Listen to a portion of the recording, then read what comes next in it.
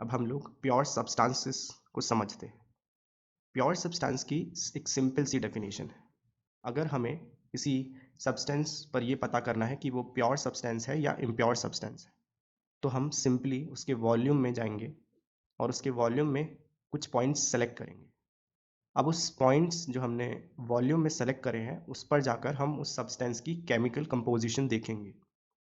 अगर उन सभी पॉइंट्स पे जो सब्सटेंस की केमिकल कंपोजिशन है वो सेम आती है तो वो एक प्योर सब्सटेंस होता है। इसको हम लोग आगे एग्जाम्पल से समझेंगे।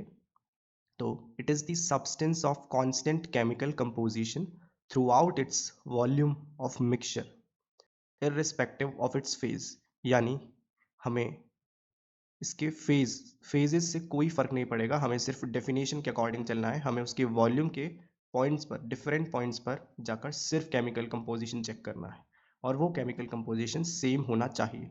तो हम इसको कुछ एग्जाम्पल से समझते हैं। एग्जाम्पल है जैसे आइस। आइस एक सॉलिड स्टेट ऑफ वाटर है।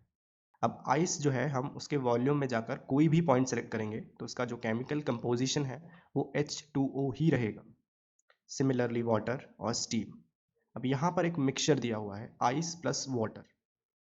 तो ये जो मिक्सचर है इसमें सॉलिड भी है और लिक्विड भी है। बट आप एक बात पर ध्यान देंगे, इस मिक्सचर के भी हम लोग किसी भी पॉइंट पर जाकर केमिकल कंपोजिशन देखेंगे तो वो H2O ही होगी।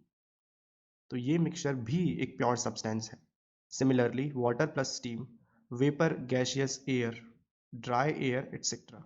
ड्राई एयर इसीलिए क्योंकि एटमॉस्फेयर में जो एयर प्रेजेंट है उसकी कंपोजिशन